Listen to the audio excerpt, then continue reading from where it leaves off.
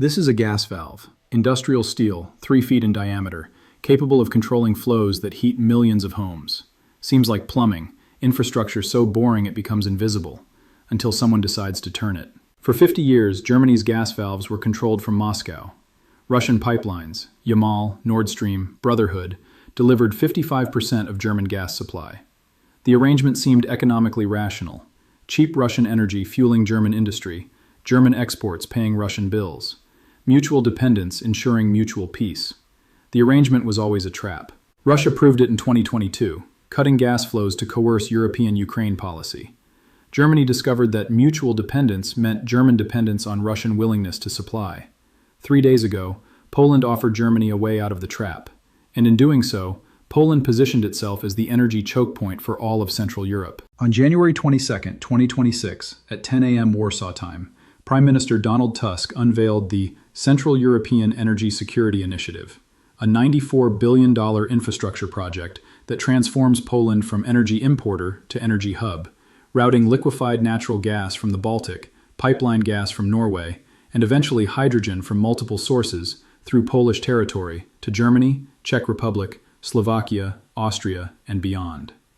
The initiative doesn't just provide alternatives to Russian gas, it makes Poland the valve turner for German industry. The nation that Germany invaded in 1939 now controls whether German factories operate or freeze. History has a sense of irony, and Poland intends to profit from it. Here's what they're not telling you. Poland's energy infrastructure transformation began long before this week's announcement.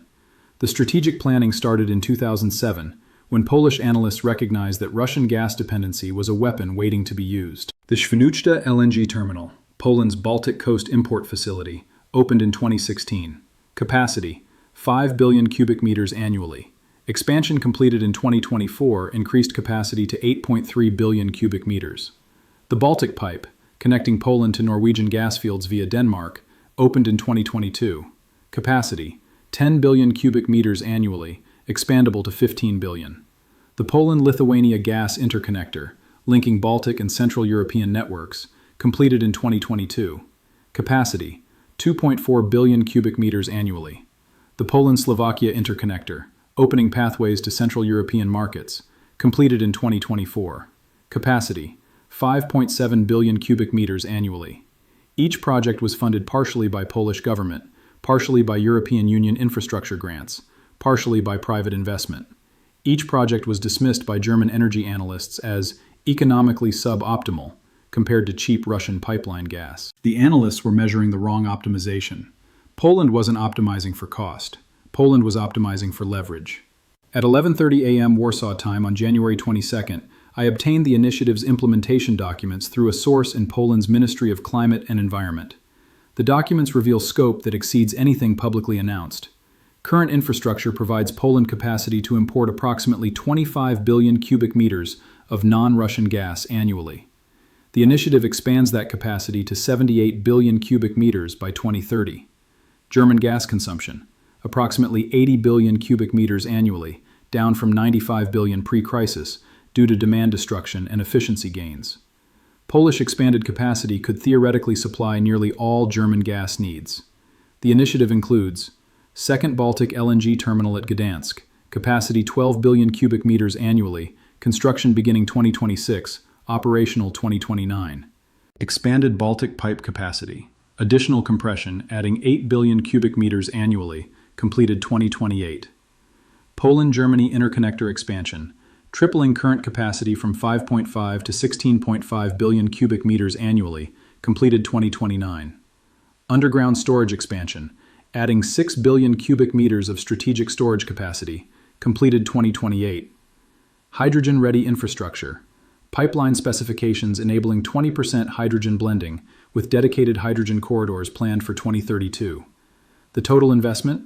$94 billion over 8 years, split between Polish government, $31 billion, EU infrastructure funds, $28 billion, private investment, $23 billion, and customer prepayments, $12 billion.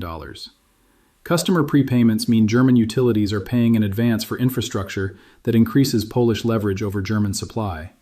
Germany is funding its own strategic subordination. At 2 p.m. Berlin time on January 22nd, German Chancellor Friedrich Merz addressed the initiative in a press conference that revealed uncomfortable German recognition of the new dynamic. Poland's energy infrastructure investments serve European energy security broadly. Germany welcomes diversification of supply routes and supplier relationships. We look forward to constructive partnership in implementing these important projects. The statement was diplomatic. The reality is less comfortable. German industrial competitiveness has depended on energy cost advantages. Cheap Russian gas, enabling manufacturing margins that Asian and American competitors couldn't match. That advantage is gone. The question is, what replaces it? Russian gas is no longer available in meaningful quantities. Nord Stream is destroyed. Yamal flows have ceased. Pipeline routes through Ukraine face uncertain futures as Ukrainian transit contracts expire. LNG from global markets, Qatar, United States, Australia, is available but expensive. LNG prices run 40 to 60% above pipeline gas prices due to liquefaction and shipping costs. German industry paying LNG spot prices loses competitive position against American industry with abundant domestic gas. Polish routed gas offers middle ground, more expensive than Russian pipeline gas was, less expensive than LNG spot prices, with supply security that neither Russian nor spot markets provide. The middle ground comes with a price beyond molecules, strategic dependence on Poland. This is where the lie becomes unsustainable. German energy policy since reunification assumed that commercial relationships transcended political relationships.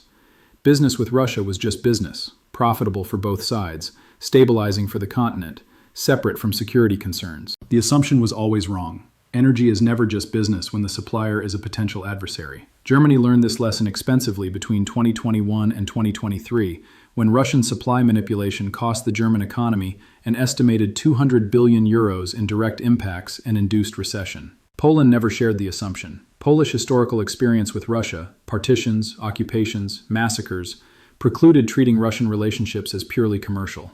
When German companies signed long-term Russian gas contracts, Polish analysts warned of strategic vulnerability. Germany dismissed the warnings as Polish Russophobia. The warnings proved accurate.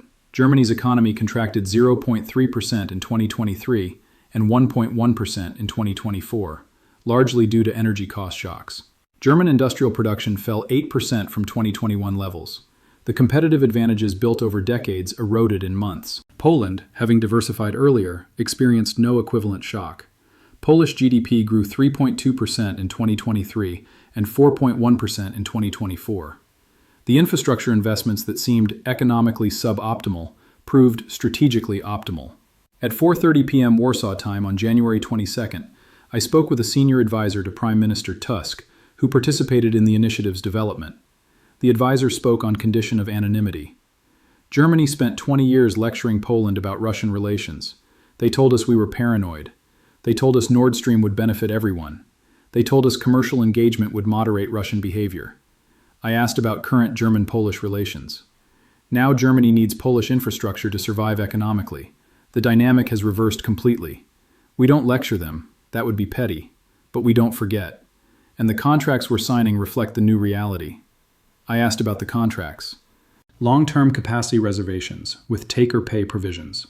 Pricing that reflects infrastructure cost recovery plus reasonable margin. Terms that give Poland revenue certainty for 20 years, regardless of German demand fluctuations. Germany is locking itself into Polish supply because the alternatives are worse. The terms described are standard for gas infrastructure, but they transfer leverage from buyer to supplier. Germany accepting take-or-pay provisions for Polish routed gas commits German utilities to pay whether they need the gas or not. The commitment ensures Polish infrastructure profitability. It also ensures German dependency. When energy routes shift, geopolitical alignments shift with them. Poland's hub position creates dependencies that extend beyond Germany. Czech Republic.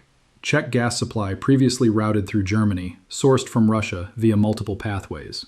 Post-Russian supply, Czech options are German-routed LNG or Polish-routed LNG Norwegian gas. Polish routing is shorter, cheaper, and doesn't depend on German infrastructure reliability. Slovakia. Similar dynamics. Slovak gas historically came from Russia via Ukraine. Alternative routing through Poland offers supply security that Ukrainian transit cannot guarantee. Austria. Austrian gas storage facilities, among Europe's largest, could be filled via Polish routes rather than Russian routes. The routing shift transforms Austrian storage from Russian-dependent to Polish-connected. Each nation shifting toward Polish supply increases Polish leverage and revenue.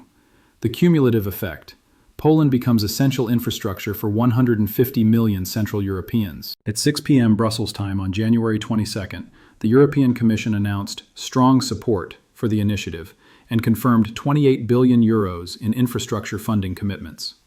The Commission's support reflects Brussels' priorities: reducing Russian energy leverage, diversifying supply routes, strengthening European energy security. The initiative serves all three priorities. But Commission support also reflects Brussels' limited options. The initiative will happen regardless of Commission funding. Poland has committed 31 billion euros of national resources. Commission participation buys influence over implementation. Commission absence buys nothing. Less than 36 months separate today from the point where Poland's expanded infrastructure reaches operational capacity. The timeline transforms European energy geography faster than previous infrastructure projects achieved. The speed reflects several factors. Pre-positioned investment. Poland has been building toward this moment for 15 years. The initiative expands existing infrastructure rather than building from scratch. Streamlined permitting. Polish environmental and construction permits process faster than German equivalents. Projects that would take 7 years in Germany take 4 years in Poland. Motivated workforce.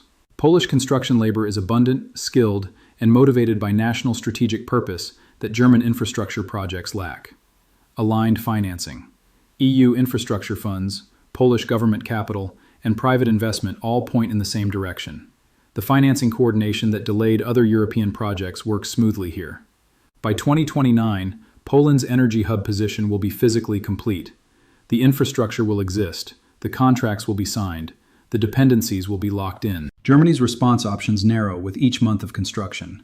Alternative German infrastructure, domestic LNG terminals, hydrogen production, renewable expansion, is underway but slower. German LNG terminal capacity reaches 23 billion cubic meters by 2028. Domestic renewable hydrogen remains negligible until 2032 at earliest. The gap between German alternatives and German needs will be filled by Polish routed supply. The filling creates the dependency Poland's initiative is designed to establish. At 9 p.m. Warsaw time on January 22nd, Russian Foreign Ministry spokesperson Zakharova addressed the initiative. Poland's so-called energy hub ambitions represent continuation of anti-Russian hysteria that has characterized Polish policy for decades.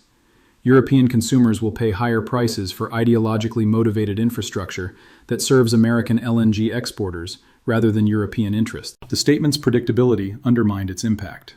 Russian complaints about European energy diversification have continued since 2014, with diminishing credibility. But Zakharova's point about prices contains partial truth. Polish routed gas is more expensive than Russian pipeline gas was. German industry will pay more. German consumers will pay more. The cost differential represents the price of supply security. Whether that price is worth paying depends on how you value security versus cost. Germany's pre-2022 answer, prioritize cost, proved catastrophic. Germany's post-2022 answer, accept higher costs for genuine supply security, drives acceptance of Polish infrastructure. What the informed understand is that Poland's hub position creates dynamics that extend beyond energy into broader European politics. Poland's governing coalition, currently center-right under Tusk, has historically conflicted with Brussels on rule of law issues, judicial independence, and migration policy. Previous EU pressure on Poland included threats to withhold infrastructure funds. Those threats become less credible when Poland controls infrastructure Brussels desperately needs. The leverage that flowed from Brussels to Warsaw now flows from Warsaw to Brussels. Poland's relationships with Germany shift similarly. Germany has been the EU's dominant economy, exercising influence through fiscal weight and export competitiveness. German influence over Poland expressed through EU mechanisms, trade relationships, and diplomatic pressure. When Poland controls German energy supply, the influence relationship changes. Germany lecturing Poland about judicial appointments sounds different when Poland controls whether German factories receive gas. The power shift is not complete. Germany remains larger, wealthier, more central to EU decision-making, but the asymmetry has reduced. Poland has leverage it never possessed before. At 11:30 p.m. Berlin time on January 22nd, a German energy executive who asked not to be identified summarized the situation bluntly. We built our industrial strategy on cheap Russian gas. That strategy failed. Now we're building our industrial strategy on Polish routed gas. The strategy will work. We'll have supply, we'll have security, but we'll have it at Polish prices, on Polish terms, with Polish leverage. The relationship has inverted. It will take a generation to invert again, if it ever does.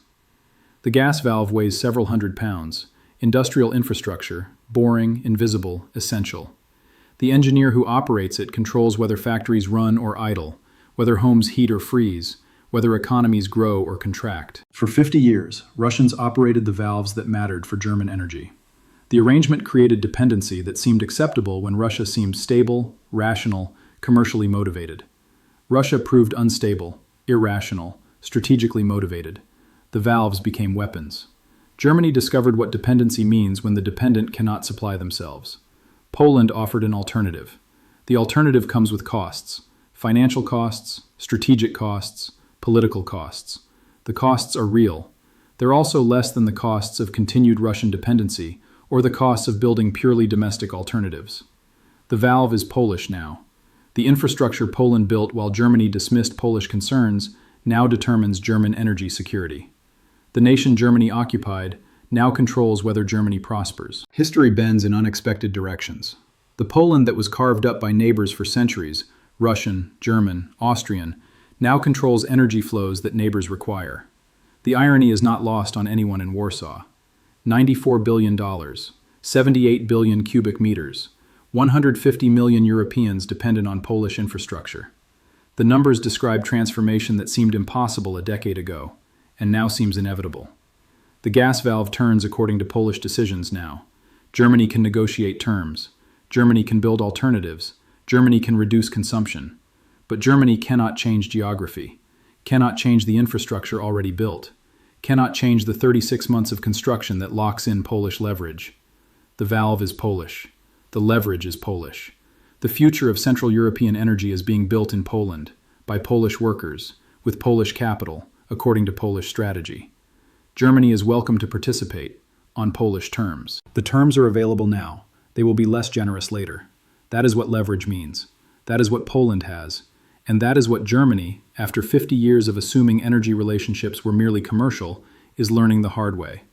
The valve turns, the gas flows, the leverage compounds, and Poland, dismissed, patronized, warned against Russophobia, holds the infrastructure that determines Central Europe's future.